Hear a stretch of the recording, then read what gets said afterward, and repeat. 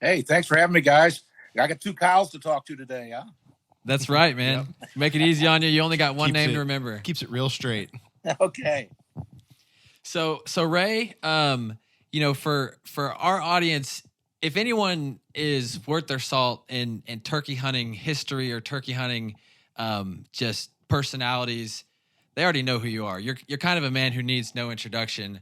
But for some of our younger listeners who have grown up and they've lived in the Ozarks, but they don't really know the history or they don't know how turkey hunting has kind of come to be how it is. Do you just want to spend a few minutes going through how you came to be the turkey hunter extraordinaire that you are, and kind of talk a little bit about your background, maybe early childhood, just how you got into turkey hunting? Okay, be happy to. And thanks for having me on, guys. Yeah, I was real fortunate growing up because I grew up in a hunting family, and back in the day in the 1950s and 1960s. Now I'm going to be telling my age here. Yeah. More of us were in rural or on farms, and my grandpa had a farm down in Iron County, and they did the restoration program of the wild turkey, and there was always wild turkeys on my grandfather's farm. So I was Hmm. real fortunate as a kid that I was around wild turkeys and heard wild turkeys and saw wild turkeys. Actually, when I was in like the third or fourth grade, I went down to my grandpa's farm, and we were in a '57 Chevy driving down the road to go to the farm at the head of the holler there, and a bunch of turkeys flew up over the hood of the car, and I did show and tell and told my teacher, and she took me out in the hall and told me I shouldn't lie to the class because turkeys were extinct. They didn't realize that we had wild turkeys. Well, they did the trap and transfer of the wild turkey, and they opened a season in Missouri in 1960. And in 1962, I killed my first wild turkey in Missouri because back in the day, which is hard. I thought about this today when I was going to be on here with you guys, is that the younger kids today probably don't realize that back in the day when we were just like 6, 7 years old, I was already sitting against the base of a tree during deer season with a gun by myself. And we Really? hunted. I went in on a duck hunt with my dad, and he carried me in on his shoulders. So we were around hunting all the time. And I remember being a little boy and being in the woods, and my grandpa and my dad showing me turkey scratchings and where the turkeys had been on the ridge and what they were feeding on. So I heard turkeys gobble at a very young age when I was in grade school because I was around turkeys. And then, like I said, they did the restoration program. They opened the season, and I took my first wild turkey in 1962, and I continued learning through the 60s. And then in the 70s, I decided to go to a turkey calling contest.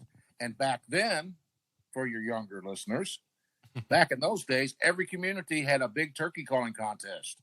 Every Fredericktown, Ironton, Viburnum, Missouri, Steelville, Missouri. Herman had the Missouri State Championship. Everybody had a calling contest, a big cookout, and things like that. So I went to these calling contests, and I entered some of those, and then I started winning some of those. And then people said, "Well, how do you do that call?" And I had handmade some calls, so I made some more of those, and a few people started buying them at contests. And next thing I know, a couple stores said, "Hey, can you bring those in?" And I did. I'm trying to give you a shorter version of this. And then the local Walmart in Potosi and DeSoto, Missouri, said, "Hey, bring those calls in here that you're making, and we're going to put some in the store." So I did that. Then they called me and said, "Could you come in here and show people how to use these?" So I went into the Walmart store in the mid '70s and was given demonstrations on how to use turkey calls. Wow, In the that's store. way And it back. drew big Yeah. crowds. Turkey hunting was fairly new in Missouri, and people wanted to. And in those days, we didn't have the electronic media. There wasn't hardly any turkey hunting magazine articles. Very Sure. few articles about turkey hunting. You couldn't find any information on turkey hunting. So I was in Yeah. the store doing a demonstration how to use the calls, and got to talking to the turkey hunters. And a gentleman was standing back in a suit and a tie, and he was watching me. And when the crowd kind of dispersed, he came over. He says, "Would you be interested in doing a seminar for the college?" And I said, "What's a seminar?" And he said, "Well, pretty much what you're doing, but we'll have people sitting down and you get up and you teach them how to turkey hunt." I said, "Well, I can teach them how to turkey hunt." He said, "The speaker we had scheduled can't make it, and we've got a program coming up in 3 weeks, and we need a speaker. And want to see if you'd like to do it." So they threw me on stage at the college to do a seminar, and I was going down in flames. Of course, my buddy, you mentioned Ralph Dern. You've had him on your show. Yeah. Ralph put together a slideshow for me. I'd never seen a slideshow.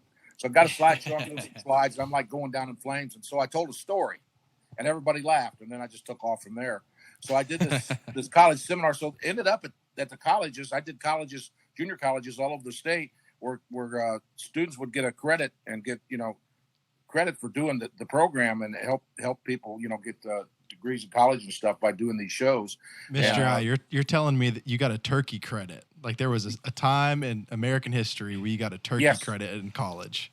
Yes, that absolutely. is awesome. Yep. That's pretty cool. That is so great. Yep, absolutely. And so I did those, and I continued entering calling contests. In 1977, I flew to Hershey, Pennsylvania for the first National Wild Turkey Federation National Convention. And that's when I got out of the state of Missouri and met, Rob Keck. I met the Rom brothers. I met David and Harold Knight from Night and Hail Calls. I met Jim Clay. I met all these people and became lifelong friends with them. And I traveled all the contests. We went to the contests, and then I would MC contests and do seminars, doing these all over the country. And it just expanded and grew from there. And as I continued to make calls, I got calls in Walmart and all the national sporting goods stores and stuff. And then those calls, which at that time was Ozark Mountain Calls, became Hunter Specialties HS Strut and continued with that. Yeah. And then with HS Strut, then I went from, Florida to New York to Oregon to California to, 300 seminars a year and in-school promotions and traveling and stuff. But most of my hunting in the early days, of course, was me just hunting for myself. And then I called turkeys for friends and family. And then I started guiding and I guided paid hunters. I did that for several years, and then it all changed, and I made it into media, where I would just take the editor or writer from Outdoor Life, Field and Stream, American Hunter, and then radio and TV. And then as things progressed in the years, then it was everything. And, all the electronic media, television. We always do shooting television shows. We was doing those all over the country. And I left, my grandma used to laugh and say, I can't believe that you get on an airplane and fly someplace to sound like a turkey. She couldn't believe I was doing this stuff, And I ended up hunting turkeys, on the Yucatan Peninsula, down in Mexico, all over the United States. I've hunted 48 states and Canada. I've hunted everywhere for turkeys. And talking about all this, I have to say, when it comes to the Ozarks, all those awesome places, hunted Hawaii for 11 years, love Hawaii.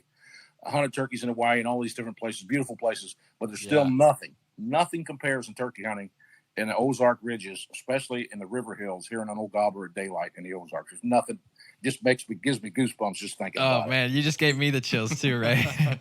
Well, just this morning, I was on the Big Piney River down in the Ozarks out of Licking, Missouri, listening to wild turkeys gobble this morning. Golly, there's just nothing like it. And I've heard turkeys gobble all over America, but there's just nothing like that to me. Well, let me ask you this, Ray. With a guy like you who's hunted really all over the world for these birds, what is it about the Ozarks specifically that just makes it, that's the stuff for you? What is it about this area? Is it the bird? Is it the habitat? What do you think it is? I think it's a combination of all those, the birds and habitat.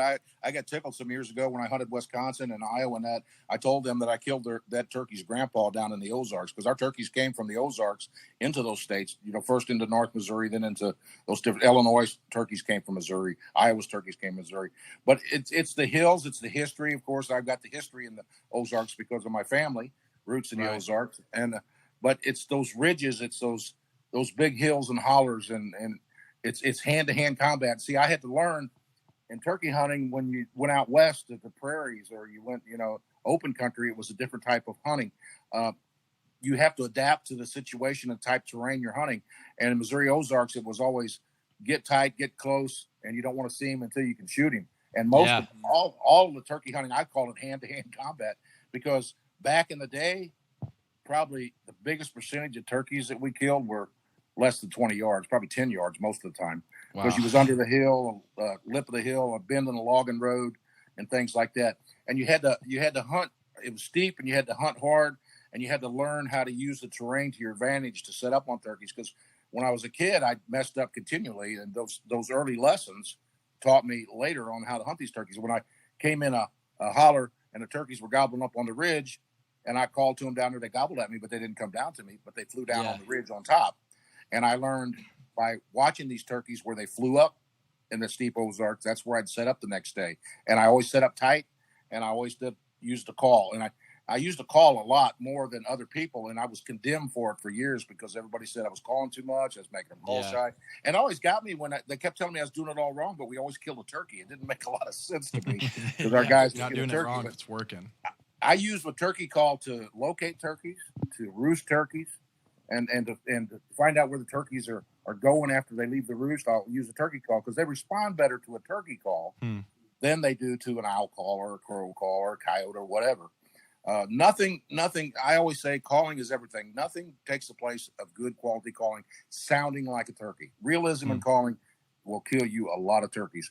And then when you hunt these Ozarks, it's your setup, and it's like little simple things that people overlook.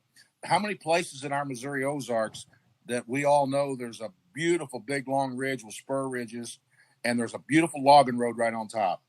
99% of the turkey hunters are going to walk right down the top of that logging road, right?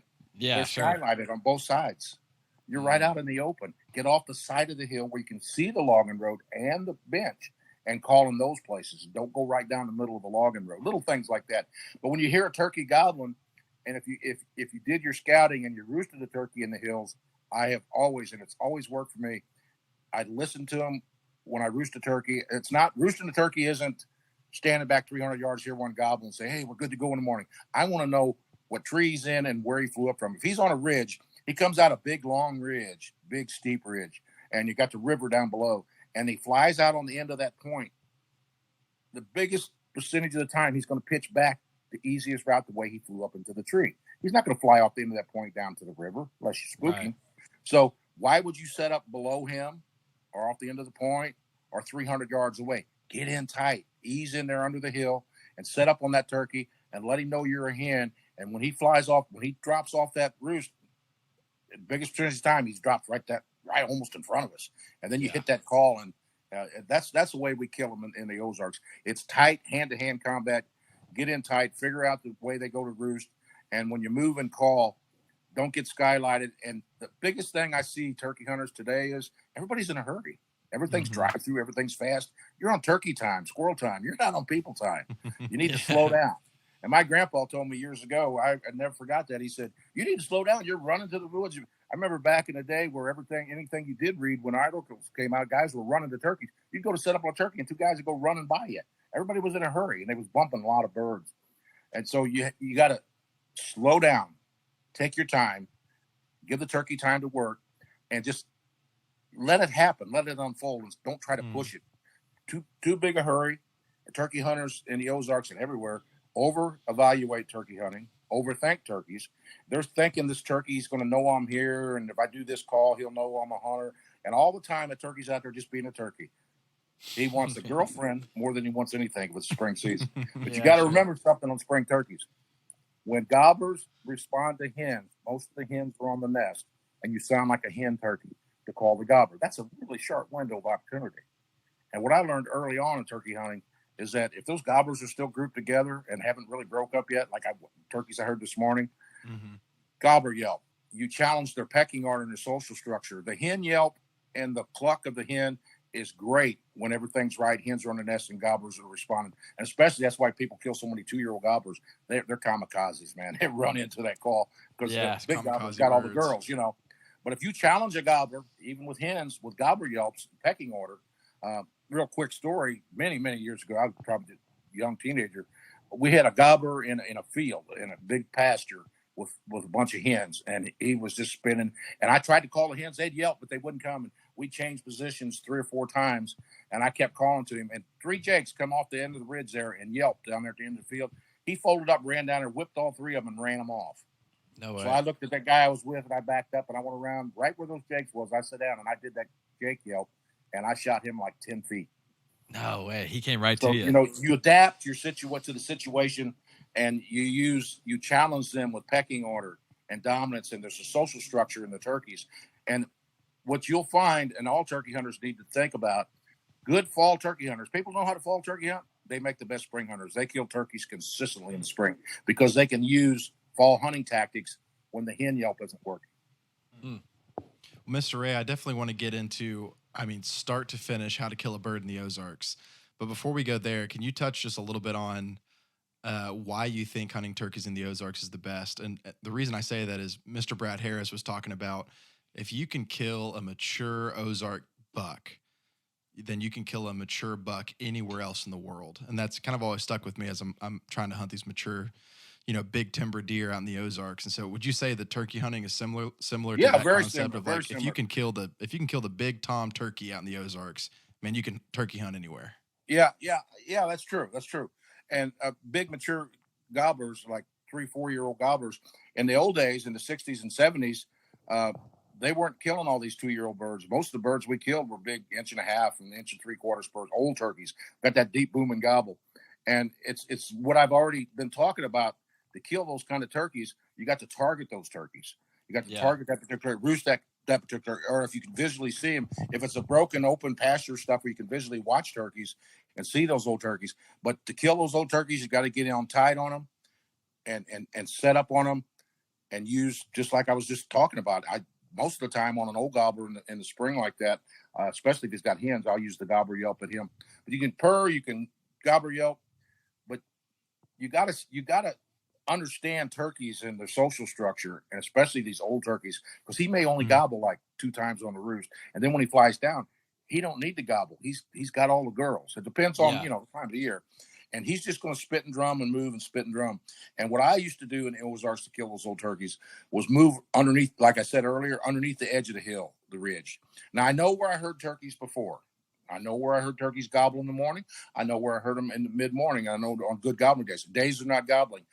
To kill those old turkeys, I would get in underneath the edge of the hill and hunt every ridge real slow and listen for drumming, listen for hen yelps, and not listen for gobbles. And then if I'd hear drumming, I'd sit down and I'd start purring and clucking, scratching leaves, and do soft yelping and things like that. And then you throw in a couple Jake yelps, and I've killed a bunch of old turkeys like that in the Ozark. Yeah. Man, that is cool. Drumming is something that, I just have learned about in the last couple of years. And it's something that, I think a lot of people, if your ear's not tuned into it and you're not listening for that spitting and that drumming, you just won't hear it. But to be able to pick that out of the air and know that that's what that is and key in on that, how important is that for you? Very important, very important. It's hard for me I don't hear them like I used to. I'm old, but I could used to be able to hear those. I could hear a turkey drum, and I knew he was coming because and these guys, they couldn't hear it. They weren't attuned to it. They didn't know what it was, and they weren't hearing it at all, the hunter I was hunting with. But I could hear him drumming.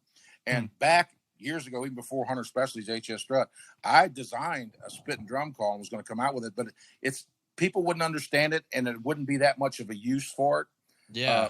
Nothing works as good as basic yelping and cutting and yelping and putting and clucking. Those things work the best. But I have killed, but I will tell you, when you asked me the question about that, I have killed big turkeys in the Ozarks by getting under the lip of the hill, getting 25, 30 yards from them and doing a spit and drum, just going, and I just take my hand and drag in the leaves. And they have turned and run in, and I've killed them like that.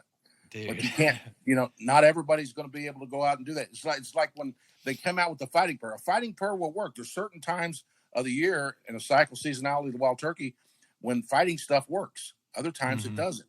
But they're going out there all the time doing fighting purrs, and it doesn't work all the time. But you go back to the basic yelp, the hen sound and the gobbler yelp. If you can do basic yelps, you can kill turkeys anywhere in the Ozarks anytime. Yeah. Could you demonstrate maybe or just explain kind of the difference between a gobbler yelp and a hen yelp and how? Yeah, I don't know how it sounds. I got a box call sitting here. Yeah. Yeah, go ahead. I got a cold. I can't call with my voice, and I don't have any mouth calls. But That's all right. Your basic hen yelp is a kind of that rhythm, fast. Or a gobbler, and I teach it in my seminars. It's just slow your rhythm down and lengthen your yelp.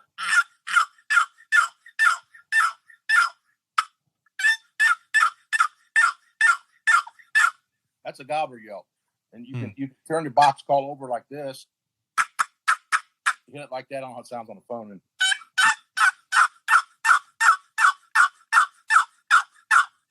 And it's funny through the years, when I've been calling either with my diaphragm call or my box or a friction call, well, I have turkey hunters actually tell me, you're calling too slow. You need to speed it up. They don't realize I'm doing gobbler yelps. Yeah, right. And so, you were talking about when to use that versus a traditional hen yelp. So basically what I'm gathering is a gobbler yelp. You want to do that because you're challenging the older toms. Yeah. And what scenario would you use that versus the hen? You maybe kind of said it, but just to kind of recap. All right, I'm gonna go out on a limb here with you guys. About 90% of the time, I gobbler yelp more than I ever hen yelp. Really? Now I do excited hens. I'll do a quick hen yelp and cut because cutting kills turkeys. Cutting, the popping, and I don't have a mouth call for that, but Cutting kills turkeys. I love that. And I've heard those wild hens do that, and that always got me. I always remember when they said, when people used to say, "Oh, you can't do that. That you're going to scare all the turkeys off. You're going to make the turkeys call shy. Turkeys don't make those sounds." And then you hear the turkey do it. They said, "Go out there and yelp 3 times really soft and cluck twice and wait 10 minutes by the watch." And then you hear a hen out there, you know, and then I just tell them the hens don't wear a watch. Yeah. Turkeys call how they feel, and listen to the turkeys, and they put feeling in their calling, and that's what you got to do. You got to, you know, if you call the same way every time, if you go out there and you go, and you do it every time like that, Yeah. it all sounds the same. But if you do,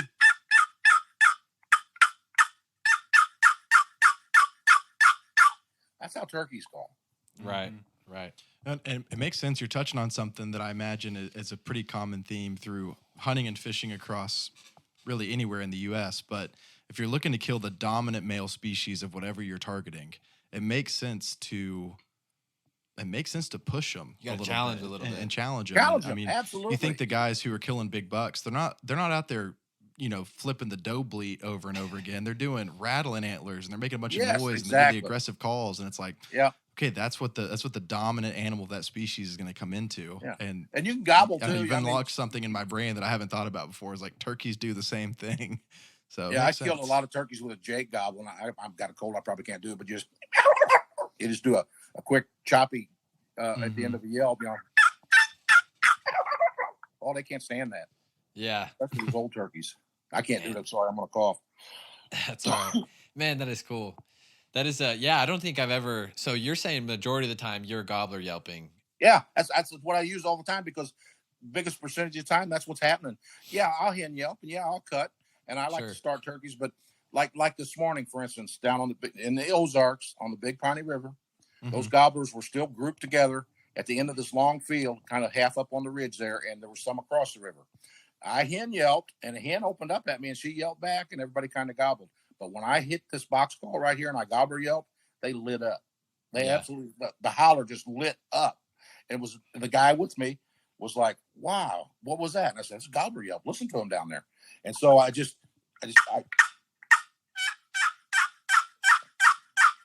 I turned the call over and I held it up and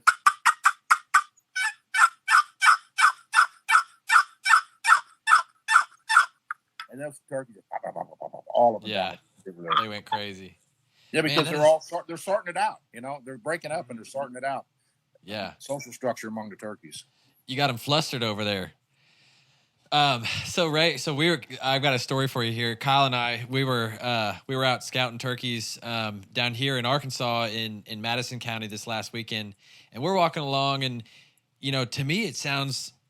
We're sitting, you know, you can convince yourself that anything is a turkey when you're really listening and you're trying to, like, oh, I think that was a turkey. I think that was something. So we hear this noise and we're like, that was either a turkey or a bullfrog.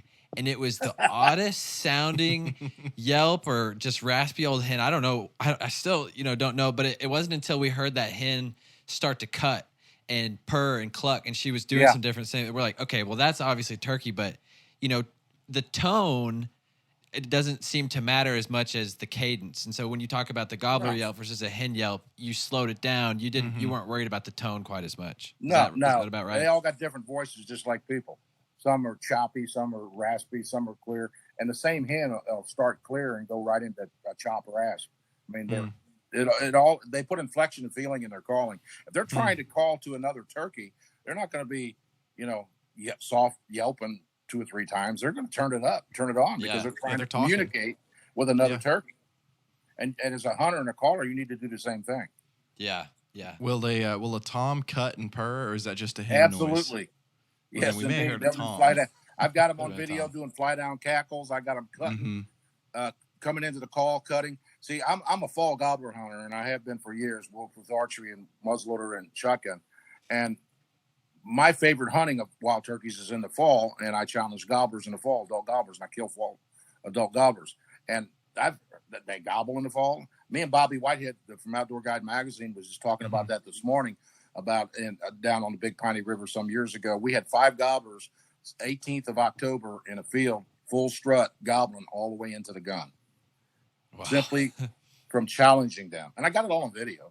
Yeah. And we have killed a lot of gobbling turkeys in the fall and a lot of strutting turkeys. You'll see the dominant bird. There'll be 8 or 9 gobblers in a bunch, and you start getting them worked up, and then they start cutting and start yelping, and you'll see one fan out and one run over and bump him, and then they start purring and fighting and pushing, and you get on the call hard, and then they all start cutting, and then they all break into a gobble, and then they come running in with their beard swinging. That's fall turkey hunting. That's real fall turkey. Awesome.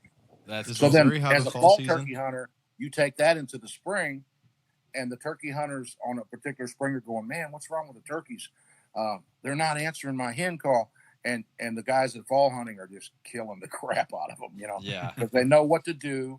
They've been doing it. What the turkeys are doing at the time. The gobblers were still, it's the same thing like late season when the gobblers, when it's pretty much over and the gobblers are getting back in their groups. And I've followed them year round and videotaped them where the gobblers are pushing and fighting. And the guy that's been strutting all season is now subordinate. And the one that he's been pushing is now in full strut, pushing him around after the season. You know, he's in better shape than the old turkey.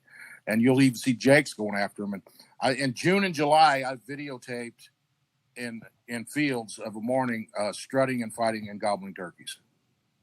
Man, because of the dominance, because of the social structure. And when today's electronic media, when you put on Facebook and the guy goes, "Boy, they're thinking about it. It's snow on the ground. You see some strutters." It's nothing to do with mating. They're strutting to show dominance to the other gobblers in the group. Yeah. And they do it year round. They do it all the time. And you use that as a turkey hunter to kill turkeys in the Ozarks anywhere. You use that factor, dominance and pecking order, to kill turkeys, more so than hen yelping. Yeah, way more than sex drive. It makes sense. Makes a lot of sense. Man, that is cool. And Missouri has a fall turkey season. Is that correct? Yes. Okay. That's for years. It's not as popular. People don't understand fall turkey hunting. Back in the early days, our fall seasons were tremendous. You know, they were killing 30,000 birds. Now they're killing 4,000 turkeys. Nobody's participating. Everybody's ate up a white-tailed deer, souped up billy goat. You know, I'm thinking about my Arkansas Ozarkans who are sitting here going, we don't have a fall turkey season. So it's the guys who see the turkey roll through and deer hunted. But you guys mentioned deer. I can't tell you how much fun I have on my radio programming with our deer hunters because, you know, everybody labels me as a turkey hunter, and I've been a deer hunter too. Sure. I called a deer on my radio show. I have so much fun with these guys. Brush carp. Brush carp. Said, y'all out hunting the brush carp today? Oh no. It lights them up. The brush carp. Oh, man. I bet they got after I said, you guys are trashing. Anybody can stand up in a tree like a hoot owl and shoot a souped-up billy goat when he stumbles by. Get down there and try to kill a long-beard gobbler. It makes people mad. I love it. Fun. Oh, that's great. I love it. Ray, you talked about finding a roost, getting in tight. How do you do that here? And maybe go into a little more detail on how exactly you get in so tight on a roost and how you locate not just, they're on this region, but I want to find this tree. I'm looking for this. It kind of during season. I got hundreds of examples, but I'll give you one. I can give you several, but I'll give you one. I had an outdoor media personality. See, because I started guiding the editors and the outdoor writers from all the magazines. In the old days, the magazines, Your Outdoor Life, Your Field and Stream, Your American Hunter, that's how we educated turkey hunters and put turkey hunting articles together by having big media camps and bringing those guys in and guiding them and teaching them. And then they'd kill a turkey and do an article and shoot photos. And I'm talking early enough where they were shooting Kodachrome 64 slides for photos, how this world has changed. And this particular hunter that I had on this hunt, there was a old field in the bottom and a creek ran through it, and there's a big ridge went up, and there's 3 ridges came together on top. Okay. And up there on that ridge, this old gobbler would come out that ridge and gobble up on that point to call the hens, right? And I'd been scouting them from a distance. We would use a turkey call to locate them, but we didn't go in and push turkeys. When I had 20 outdoor media people in on 1,400 acres, we would call from the roads, but nobody went in. Nobody pushed these turkeys. And when we go to an area to hunt, we'd set them up to kill a turkey, then nobody'd hunt that for 2 days. We had turkeys gobbling the entire season, and the neighbors were coming in. Why do you still have turkeys gobbling? It's not the calling, it's the people pressure. Mm. And because we kept the pressure off this particular hill that I was going to take this editor in to hunt this turkey, I roosted that turkey, and this is how I did it. I went across the creek, and I went up early and sat down on the ridge. I'd heard him on the roost several times, so I knew the area that he was roosting. Yeah. And I sat there and I waited. Now, while I was there, I heard a hen. She was terrible. And I listened to her, and everybody would gobble at her. It was funny. So I had a slate, corncob slate, and I could imitate her squeaky, squawky sound.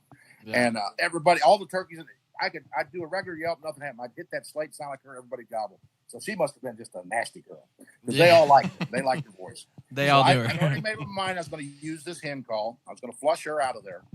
So I went up there, and I heard him coming down the ridge, and I watched him fly up. And he flew up on a big limb, and he was drumming on the limb, and he gobbled twice. And I waited till dark, and I slipped out.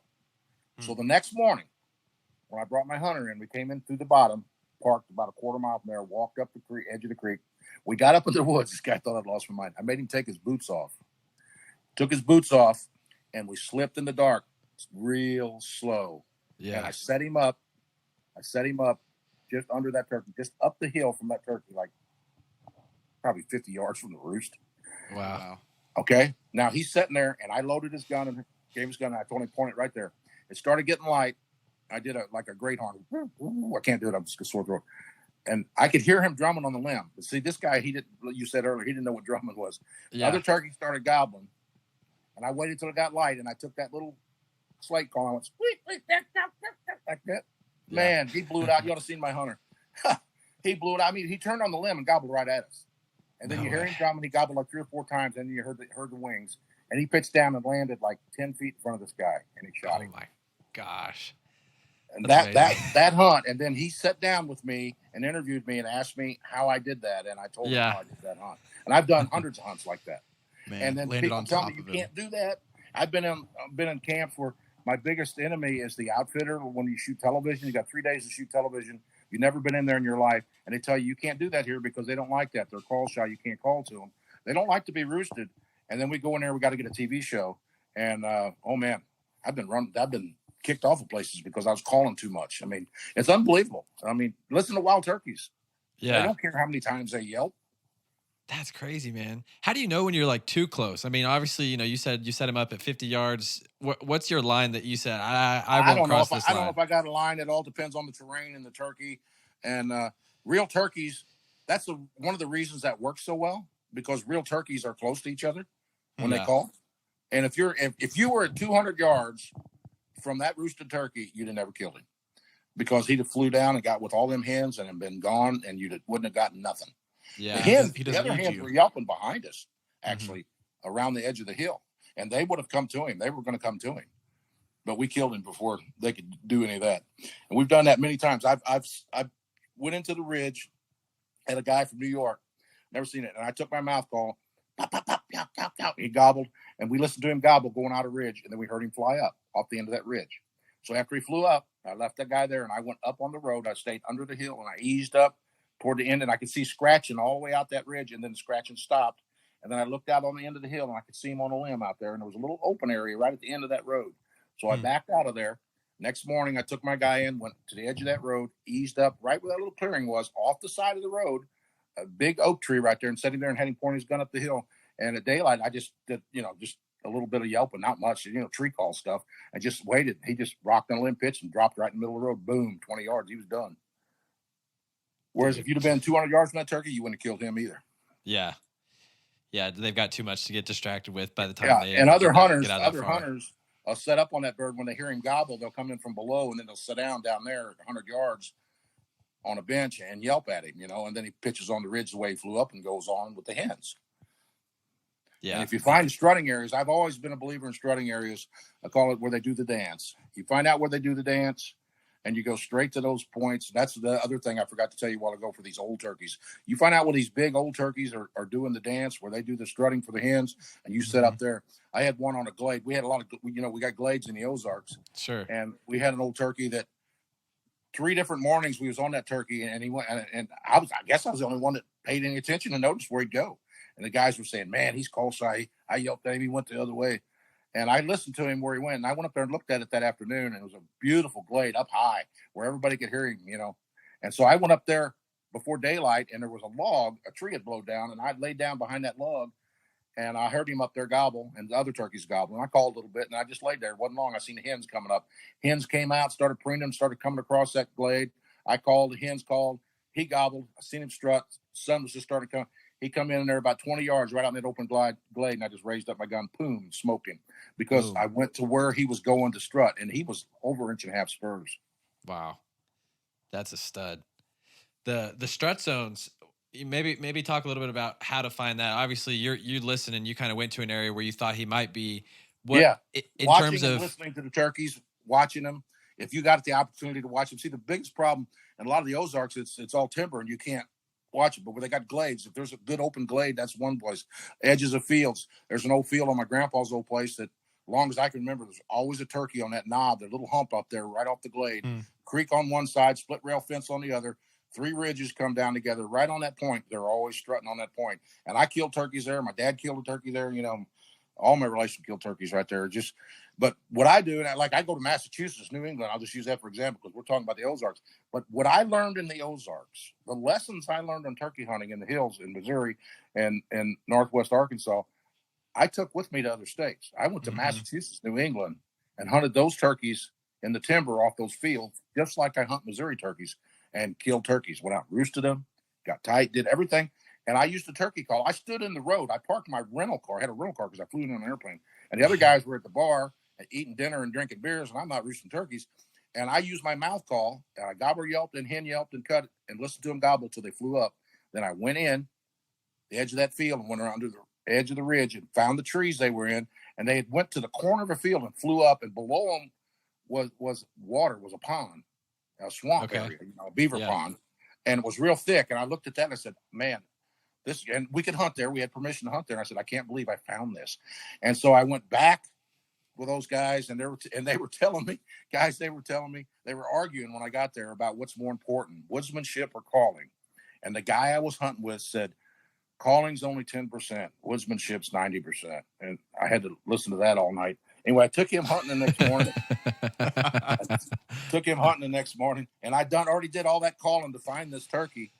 And we got in on that turkey and moved him in there and set him up, and I didn't call. The turkey gobbled on a roost. He gobbled again.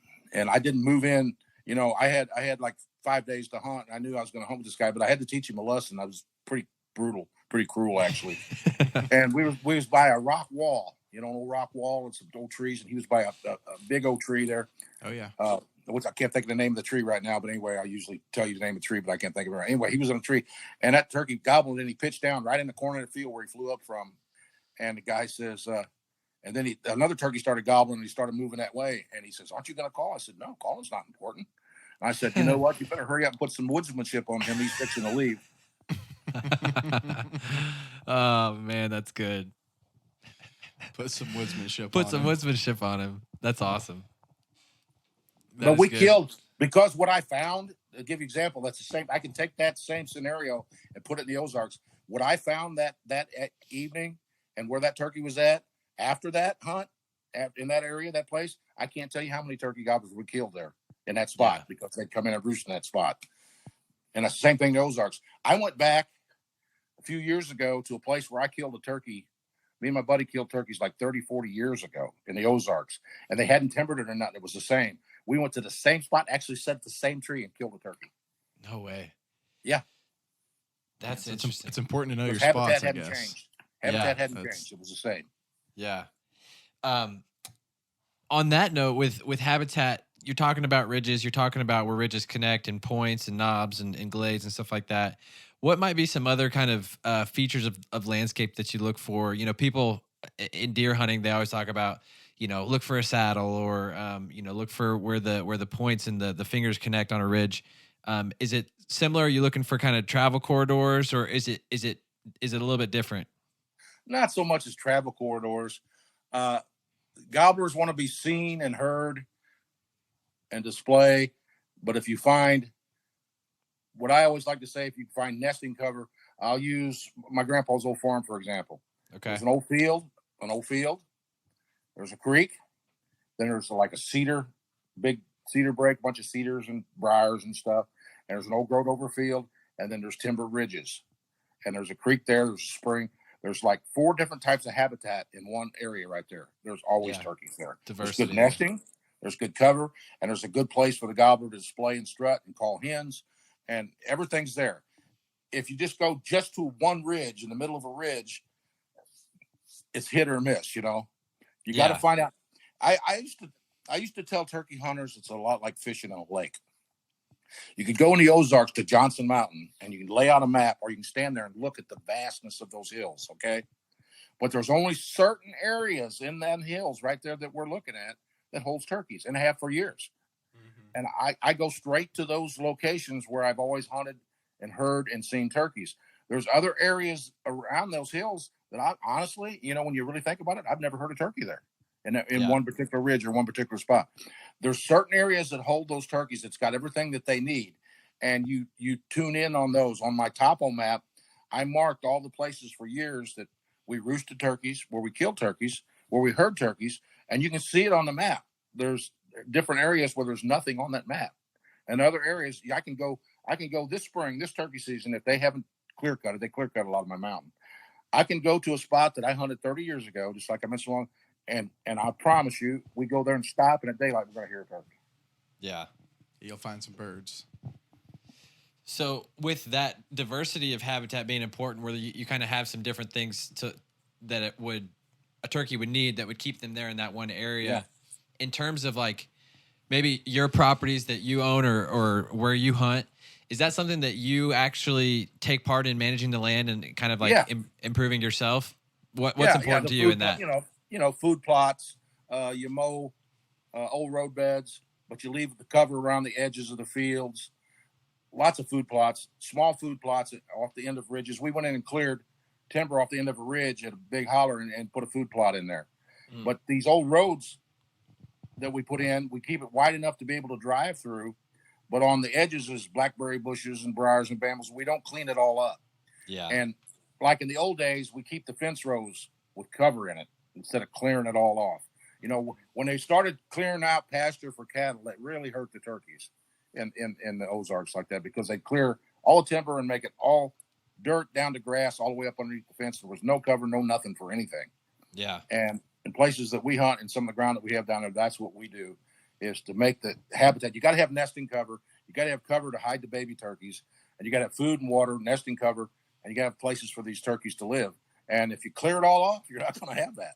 Right. That makes sense. Yeah. Down here, Washington County, Benton County, up here in extreme Northwest Arkansas, that you can see actually how they have the seasons laid out and the limits. These two counties are zoned differently. Primarily, you have the urban sprawl, but then you also have the cattle out towards like Siloam and kind of eastern or western, and it is because the habitat just doesn't exist, like you said, and they there's so few turkeys over here. And I see that a lot in the Ozarks. Some of the farms that we used to hunt were great turkey hunting. We had a place we called the Killing Tree. If you needed somebody to kill turkey, we saved it all season. They had 15 people come in, they fly them in a jet, and you take them out and you do all the hunt. And we got one guy ain't got a turkey. You could always take him to Killing Tree and kill a turkey. They dozed not only the Killing Tree over every tree in there. There's nothing there but barbed wire now. So, it absolutely destroyed a beautiful place, both for whitetail and for turkey. Yeah, that's too bad. Mr. Ray, you talked a little bit about tom turkeys wanting to be seen. They want to strut. They want to, they want to be heard, all of that. Say you're talking to a novice turkey hunter. It's their first season. They're a late onset hunter, that kind of thing. They're trying to figure it out for the first time. What's your recommendation as far as public land?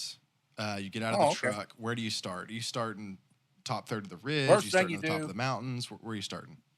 First thing you do, if you find public land, you stay away from the parking areas. You stay away from the main roads.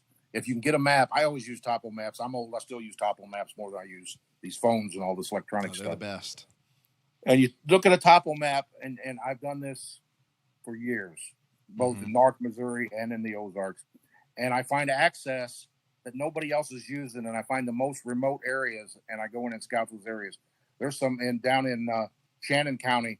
There's some state ground and Ozark River scenic riverways and some national forests that kind of comes together. On the state ground, there's an old road that goes up by a house. It looks like the driveway. Nobody uses it. They don't know that it's a public access. Instead of going to the parking area and going in to hunt with all that competition, you go in the back way, away from all that, and you find the most remote areas. Back in this particular state ground, there's beautiful ridges, and they had some little watering holes, and there were some food plots and stuff in there. but nobody was coming in from the backside. And I found that in many of those places. And there was a place in North Missouri where there's state forest and everybody's parked along the road and everybody's in there hunting, but they're not going that deep. You go around the backside on an old county road, and there's a little pull off, and the fence, when you cross the fence, you're on state ground, and you walk down a long ridge, and you're in the backside of this, and never seen another person there, and killed a lot of turkeys in there. Get away from people. Scout it. Scouting is so important. I can't tell you how much. And I've heard people tell me over the years, no, I ain't going roosting. That's a waste of time. Roosting kills turkeys. Roosting turkeys. If you're going to hunt public ground, find the turkeys and roost a turkey and be tight on that turkey, and you're going to kill turkeys. But be away from everybody else. Right. Yeah, that makes sense. When it comes to, I know we're hitting a lot of different stuff. Obviously, you've got a wealth of information, and we want to glean some of that as much as we can. When it comes to calling, maybe talk me through early morning, throughout the day, kind of the stages of what gobblers do, how those toms act kind of throughout the day as they come down from the tree. Say you're not in tight and you don't know exactly where they're at. Yeah. How does the progression of the day look like? Well, it all depends on the seasonality, the cycle of turkey, and the time of year.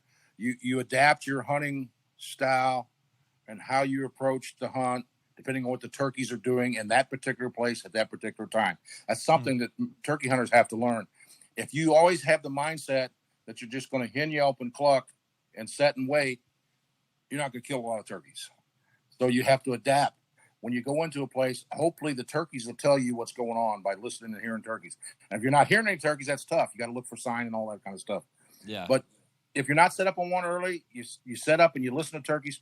When I go to a new place or someplace I've never been, the first thing I'm going to do is use my call and try to locate turkeys and find out what's going on. Where are the turkeys? Where do they go?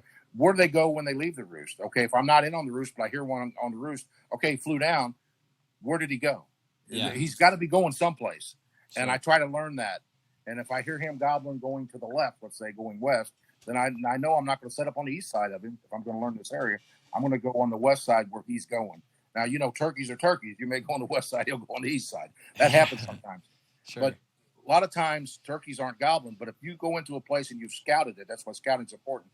And me and both of you guys heard these turkeys gobbling these two different areas. And then we went in there. We didn't get to roost them. We don't know where they're roosted, but we heard them in there gobbling before. We know they live there. You go straight to those places and you sit down and you be really quiet, and then you start calling. And then if you don't call them in there, and I hate to put a time on it because turkeys don't wear watches, 30, 40 minutes, and then get up and move slow. Don't get in a hurry. Move slow. Go 200, 300 yards, sit down and do it again. And go through that hunting area where you've heard turkeys previously, and even on a new area. Just move and call, move and call. You will be surprised how many gobblers you'll call up that won't even gobble, just walk up on you. And if you go all the way to the end of the ridge, let's say this big 3 or 4 ridges come together, and you stop like 8 times and you didn't hear nothing, turn around, go back and set in those same spots and call. And we have killed a bunch of turkeys. Going back, sit down at a spot real quiet, get ready, you ready, and hit a call. Pow! He's right there. Is that just because they're coming to the place where they heard you before? Yeah. They heard you there before, and they're coming to you did either, a lot of times, and I'm old anymore, a lot of times you don't hear them. You're in the middle of calling a gobble, or they gobble way off. And I've seen that because my brother and several people over the years, and I don't know, I could tell you 100 of them, but one of them was on the Big Piney River, and there's a big bluff. And my brother and his friend was pulled into the bluff and was looking for us, and they looked way down across the river in the field and saw me and my hunter going up the edge of that field in the edge of the woods and sat down and started calling. Now I'm over there calling with my buddy, and he's looking around, and I'm stopping, I'm listening, I don't hear nothing, I call nothing. We wanted to try these guys about 10 o'clock because we'd been hearing them up there. We called nothing. And I said, you hear anything? He said, no. So we got up, we walked out, went back down, we're going to go someplace else. When I saw my brother and his buddy, he said that turkey answered you every time, was running to you guys. He come up out of the valley, across the river. He flew across the river. He came up the creek. He was almost into the field when you guys started walking out. Wow. But see, we didn't even hear him. Yeah. Just because he was He gobbling and gobbled you were every yelping. time I was calling, and we didn't hear him. Yeah, man. That makes you feel like a dumb turkey hunter, I imagine. Yeah, but we've all done that. Yeah, We've all done that. I'm sure we have some stories like that and But, don't know it. So. Yeah. There's a ridge down there off the Big Piney River that I have learned about the turkeys there in the fall or the spring. If I want to take a hunter in to kill a gobbler, I go past the fields. I go past the lower ridges. I go up an old logging road, get on top, road meets another road. You go right. We don't walk down the top of the ridge. We stay off the side of the hill and move up. And right where that ridge comes up and there's a little bench, I'll set somebody down right there. And spring and fall, for the last 15 years, always kill a gobbler there. Really? Those things you learn. Yeah. The area hunt. Those guys that have the farms that they hunt all the time, I promise you, Brad Harris knows where to set to kill a gobbler in the places that he hunts. And so does Ralph. Yeah. Yeah. Even Ralph was just, when we talked to him last week, and he was just talking about, I mean, he's got turkeys on his property. He's hearing them and scouting them year round, and he can hear them off his porch. And, you know, he just knows, oh, well, they're here at this time of day and this time of season, they're over there. And, you know, I know where they go in between. And, you know, see, he's telling you exactly what I've been telling you. Exactly. He's telling you exactly by knowing what time of day and what they're doing and which direction they're traveling. Yeah. Which you may not call that scouting because he lives on the property, but Sure. it is scouting. Like, you know, you think about the guy who's like, I don't have a farm in the middle of the Ozarks and I can't go figure this out. Yeah. And you know, to your point, Mr. Ray, it's like, well, go out in the woods and learn what they're doing. Yeah. Like, if you want to be serious about killing a turkey on public land, get out there and figure it out before you're allowed to hunt, or as you're allowed to hunt, but go see where they are. Yeah. Spend the time. Those birds, that kind of thing. I tell all the new hunters to slow down, get some patience, but learn how to call, and don't be afraid to call. And what is calling too much? What is calling too loud? I don't know. What do hen turkeys do? How do gobblers call? But learn to call. Too many hunters are not very good on a call. And I'm telling you, when you sound like a turkey, you will call more turkeys. I was a call designer, a call builder. I manufactured calls, and we did so much research. We'd go out on a river bluff where it was roosted turkeys and do different calls. And I'm telling you, out of 10 calls, there was one call that would light everybody up. Yeah. And that's the call that we would do. I had a call one spring. We were just talking about this. I built a mouth call. And I don't know how many camps I went to, but I went to New York, Massachusetts. I don't know. Alabama. We did Florida. I think we did New Mexico that year. It doesn't matter how many. And every place I went, and I wanted to tell you guys, it just popped in my head. I had this mouth call. And I had these other mouth calls that guys had heard me call on. And I'd call on one of the older ones. And I said, what do you guys, man, how can I do that yelp? Okay. Tell me what you think of this call. And I blew that call, and nobody liked it. Every camp I went to, they go, nah. And so I blew it in a contest. Didn't any score. Yeah. Hens would literally fly to that call. Gobblers would slobber. And I was with Rick Story at that time. He was with the Sportsman's Alliance. And we were in Massachusetts. We was in a truck. I was driving up a gravel road, and I said, what do you think of this call? And I blew it, and he said, I like your other call better. I said, but listen, we're going to stop a couple places to see what the turkeys do. And this is where I'm going with this to tell you. We were standing next to the truck with the door, and I cut and yelped on that mouth call. And hen started yelping on a big ridge. She flew down and landed on a limb over the top of the truck, was pacing up and down the limb, cutting at us. No way. And he saw that. Rick Story was right there with me, or I would have never told a soul. Oh, and when we got up to what they called the Clam Dam there in Massachusetts, there was a turkey 300-400 yards away. And Tom Hugger wrote an article about this turkey. He put it in Outdoor Life. He called him the kamikaze. And I hit that call, and that turkey started gobbling, started coming. And he just kept coming and kept coming. And I said, that turkey's nuts. Yeah. And I said, we need to get out of here because we couldn't hunt that day. So anyway, we got out. The next morning, we go in there and we parked below the hill from where we left that turkey gobbling. He was roosted in a dead tree over the road where we were calling. He was waiting and for Tom you. Hugger looked at me and goes, I'm going to call him the kamikaze. I said, sit down right here. We was about 70 yards down the hill. And I hit that call. He hit the road and ran to us, and Tom killed him.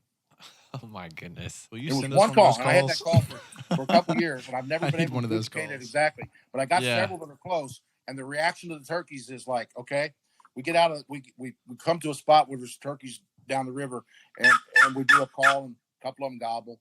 Yeah. You do a different call, do a glass call. There's one over there. There's one over there. And I go, you guys ready? Watch this. And I'd hit that call, and the hens would light up all up and down the river. It's amazing. Oh my goodness. Because it sounded like a turkey. Yeah. Golly. They thought it was a turkey. Oh my goodness. Okay, I'm gonna ask you something then on that. You said it's a super important. You got to know how to call. How does somebody learn to call in your mind? Where do you start? Do you start with a box call? Do you start with a diaphragm? Do you go to the slate? How do you Always start? What would you easiest. recommend? The easiest is a box call because it's all connected. You just pull across the edge. and a glass or a slate call, 2 pieces, and you put it on the surface and call. You got to learn. There's so much. When we were doing this, there was no information. People wouldn't even tell you anything back in the day. Everything was a secret. And one of the first articles I seen on turkey hunting was like in Sports Afield, or probably Field and Stream, in the late '60s, early '70s. Was the first time I ever seen an article about that. So, but now just turn on the internet. There's 3,000 videos on there how to use a mouth call. There's 10,000 on how to use a slate call. There's 100,000 how to use a box call. But if you can find somebody that's experienced turkey hunter, that's been hunting turkeys for some years, and have them teach you and coach you, especially if you have the opportunity to find somebody that's already turkey hunting, that's your best teacher, because they can not only teach you how to use the call, but if you get the opportunity to go to them, they can show you some things to do in the woods. Right. With your call. Actually put it to but use. There's all kinds of information out there now. Didn't used to be. And people used to lie to you. I mean, when I was 12 years old, one of my grandma's neighbors killed a turkey, and I wanted to find out how he killed turkeys. So grandma took me over there. He wouldn't tell me nothing. He said, a couple times he ran in and I shot him. That's all he told me. Yeah. Everything was a detail. secret. Just a different world. Yeah. Now all the information is everywhere, and whether it's true or not, people are putting out information and telling it like it is. I mean, it's called the information age. Yeah. So it makes sense. Yeah, definitely. Yeah, you can listen to the Ozark podcast. Listen to Mr. Ray I do his calling. The master of the Ozark turkey. But we have the truth. So the box call is where you'd start, just because it is kind of the entry level. Use, and it sounds like a turkey. Yeah. If you back away from a good box call in the woods and listen to it, it sounds like a turkey. Yeah. It's easy to use, and you don't have to. I've had a couple of the outdoor media guys tell me, says, that's great on your diaphragm call, but we can't sound like that. So I shot like 4 television shows and like a couple DVDs just using box and a slate and a glass, showing them how I use those, because everybody can use those. And they was very, very popular. It worked very well. Yeah, that makes sense. Ray, talk to me a little bit about, I know you've got several different books. You're the author of several different books. Maybe just talk me through, if someone's kind of entry level or they're wanting to learn more about turkey hunting, what would be, obviously all three kind of go into turkey hunting tactics and stuff like that, but where would you start? Maybe just walk us through what the different options people can read your stuff, and different things that you've written. Well, the Turkey Hunter's Bible, my latest book, is more to date with today's turkey hunters.